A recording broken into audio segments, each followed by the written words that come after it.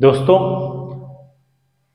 हम लोग अंग्रेजी बोलना चाहते हैं लेकिन बोल नहीं पाते हैं। इसके पीछे क्या कारण हो सकता है, इसको आज हम लोग समझने की कोशिश करेंगे। हम लोग इस क्लास में अंग्रेजी तो सीखते हैं और बोलते भी हैं, लेकिन आप लोग इस वीडियो के माध्यम से आप समझ सकते हैं कि अंग्रेजी बोलने के लिए हमको कितनी प्रकार की समस्याएं आती है और क्यों आती हैं। बेसिकली हम लोग जो होते हैं हिंदी मीडियम स्कूल से होते हैं, तो हमको यह लगता है कि हम अंग्रेजी नहीं बोल सकते या अंग्रेजी बहुत कठिन भाषा है, या हमारे सामने कोई अंग्रेजी में बात करे तो हम उसको समझते हैं कि वो बहुत ही ज्यादा जानकार हैं, तो हम अपने आप को उसके सामने में बौना महसूस करते हैं। लेकिन ऐसा नहीं है, हम अंग्रेजी को बहुत कठिन मान के अपने आप को बौना महसूस करते हैं और हम अपने आप को अंग्रेजी से काफी दूर लेके जाते हैं। यही हमारी कमजोरी है। लेकिन अगर आप अंग्रेजी में काम करेंगे, आप अंग्रेजी सीखना चाहेंगे, तो इसके लिए थोड़ा सा अभ्यास करेंगे और थोड़ा सा अपने कॉन्फिडेंस लेवल को बढ़ाएंगे, तो आप बहुत ही आसानी से अंग्रेजी बोल सकते हैं, अंग्रेजी बोलना सीख सकते हैं। क्योंकि हम अंग्रेजी को अपना दुश्मन ना माने, अंग्रेजी को अपना दोस्त बनाएं। क्योंकि जब हम दुश्मन किसी को मानते हैं तो हम दुश्मन से दूर भागना चाहते हैं, और दोस्त हम मानते हैं तो दोस्त के साथ में हम पास आना चाहते हैं। तो अंग्रेजी के साथ में भी हमको अंग्रेजी को दोस्त मान के अंग्रेजी के पास आना चाहिए और अंग्रेजी को हमको सीखना चाहिए। अंग्रेजी इसलिए सीखना चाहिए कि आने वाला जो हमारा फ्यूचर होता है, चाहे आप कहीं जॉब के लिए जाएं, चाहे आप अपना ऑफिस जाएं, चाहे अपने स्कूल और कॉलेज जाएं, तो आपकी अपनी पर्सनालिटी में चार चांद लगाने के लिए अंग्रेजी आपको सहयोग करता है। तो आप अंग्रेजी के माध्यम से आप अपने आप को एक बेहतर प्लेटफॉर्म की ओर आगे ले जा सकते हैं। इसलिए हम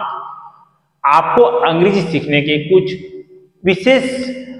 कला आपको हम इस क्लास में सिखाते हैं, और अपने क्लास के माध्यम से आपको 100% अंग्रेजी बोलने की गारंटी भी देते हैं। दोस्तों, हम अंग्रेजी इसलिए नहीं बोल पाते हैं क्योंकि हमारा जो टंग्स होता है वो हमारे जो मदर लैंग्वेज के हिसाब से फिक्स होता है, और ये टंग का प्रैक्टिस सही तरीके से इंग्लिश के लिए नहीं होता है। दूसरा, हमारा यह जो ऑर्गन होता है, जो हमारे जो इंद्रियां होती है, जैसे बोलने के लिए हमारे आंख, कान, नाक, गला, जीभ, ये सभी जो इंद्रियां हैं बोलने के लिए इनका बहुत ही ज्यादा महत्वपूर्ण योगदान होता है। और ये सभी इंद्रियां जब हमारा मदर लैंग्वेज हिंदी के हिसाब से फिक्स होता है, और इसीलिए हम अंग्रेजी बोलने से दूर हो जाते हैं। तो पहला कारण हो गया हमारा टंग का फ्री होना। दूसरा कारण हमारा जो टंग के साथ साथ जो इंद्रियों का और जो हिंदी में भाषा में फिक्स रहता है, इसलिए अंग्रेजी का अभ्यास नहीं हो पाता है। तीसरा बड़ा कारण यह है कि जब हम स्कूल और कॉलेज में पढ़ते हैं तो हम एक